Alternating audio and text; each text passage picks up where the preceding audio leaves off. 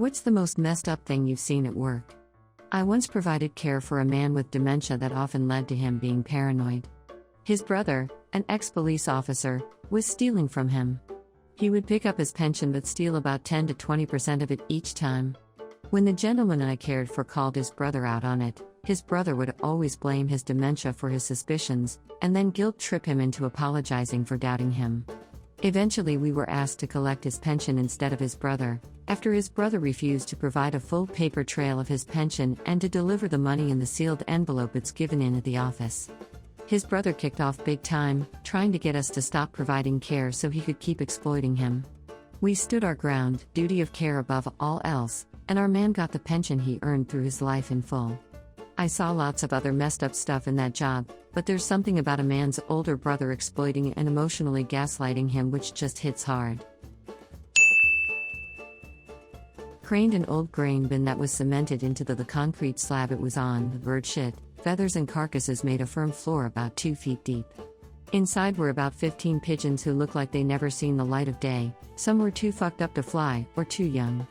One was pink, like bald and absolutely the offspring of multi-generational incest. They were all fucked up. They couldn't get out because the only place to escape was the cap at the top, which is impossible for a bird to fly vertically through without messing up their flight on the roof sheets. I'm guessing they survived off of the grain left inside it, and cannibalizing the dead. Most farmers in my experience air out the bins and leave ways for birds to escape before we show up to do work. But that was probably the nastiest farmyard I've been in. There were 7 other bins just like it in a row. Worked in search and rescue almost 10 years ago.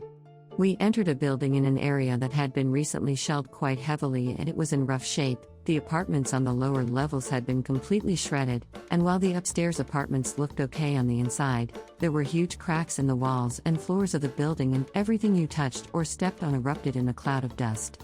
Power was out, plumbing was shot to shit with leaks all over the place, the people inside needed relocating somewhere safe. We could hear screaming from I think the 3rd floor, but as we moved upwards it was getting fainter and fainter, gradually reducing into a kind of wailing/sobbing sound. We eventually find the apartment it's coming from, and on the other side of the door is a kid maybe 6 to 7 years old crouched under a table, hands over his ears, and there is blood everywhere. It's on the floors, all over the tabletop, there's arcs of it spattered up the walls. We had no idea what to expect. Then we went around the corner into the kitchen and found the mother. She was slumped on the floor still weakly sobbing with both of her hands amputated on the floor next to her. She was trying to clutch her bleeding stumps in some bed sheets and an old towel. Her injuries were nothing to do with direct exposure to the conflict. Her husband had allegedly caught her with evidence of infidelity, severed both of her hands in rage, and then fled the scene. He had been radicalized into local extremist groups, and as soon as the situation in the city turned truly ugly, he left her there to die. I hope he got worse than she did, in the end. I used to work as a customer service agent on the chat for a clothing company. Target market was classy European millennials. I would usually deal with queries regarding returns, missing items, delays in shipping, etc. We also had a phone line if customers wished to speak with us via call instead. One day, I logged into a system and picked up a first chat that was coming through.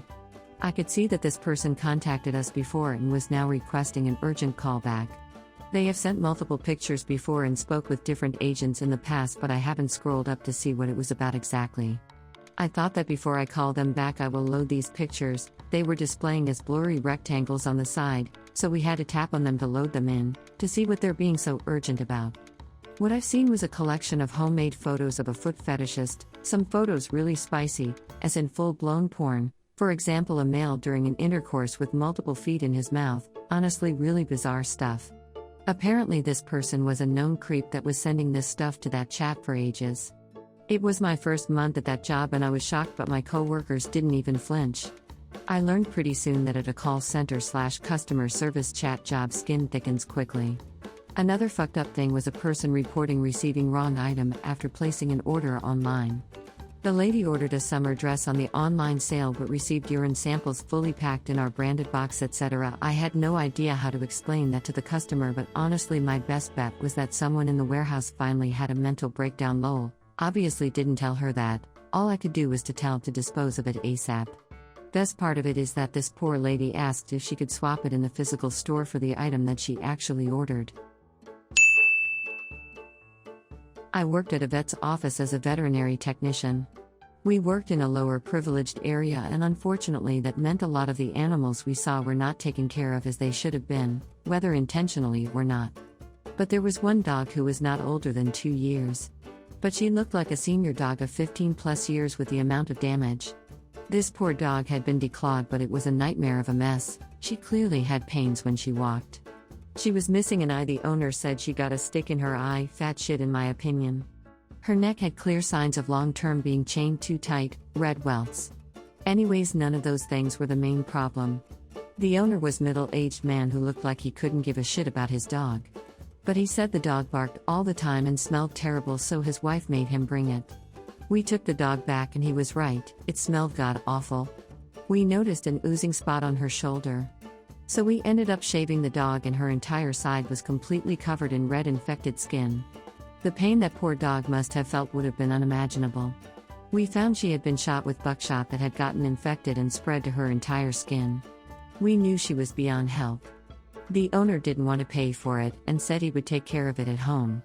I then heard him on the phone in the other room saying he was going to take the dog and use it as hunting practice. What a disgusting human being.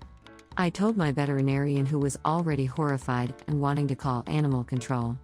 Anyways, we pretended the dog died and he left, and we knew the poor thing was beyond help. So we have her food and pain medication and put her to sleep. Rest easy, puppy.